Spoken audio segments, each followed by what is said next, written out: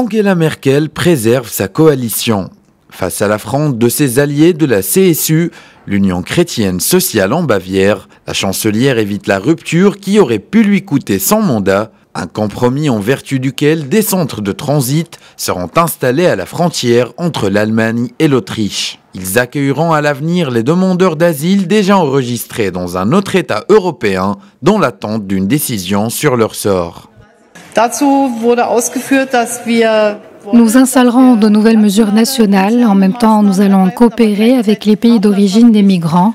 Nous mettrons en place des centres de transit en Allemagne et nous commencerons à organiser le retour de ces demandeurs d'asile en accord avec leur pays d'origine et les pays où ils sont déjà enregistrés.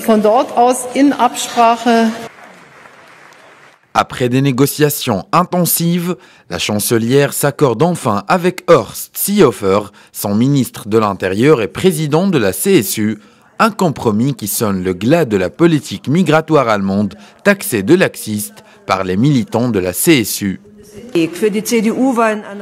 Pour la CDU, il était nécessaire de passer ce cap en accord avec nos voisins européens. C'est là l'esprit de l'accord qu'on vient de ratifier. Nous établirons un nouveau régime frontalier entre l'Allemagne et l'Autriche afin d'empêcher l'entrée de nouveaux demandeurs d'asile.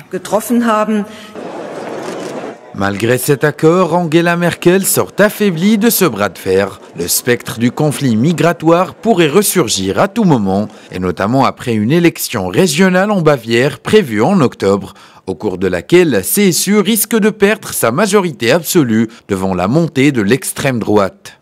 Après 13 ans au pouvoir, la chancelière aujourd'hui contestée au sein de son gouvernement et de sa propre famille politique est également combattue en Europe, notamment par ses voisins de l'Est.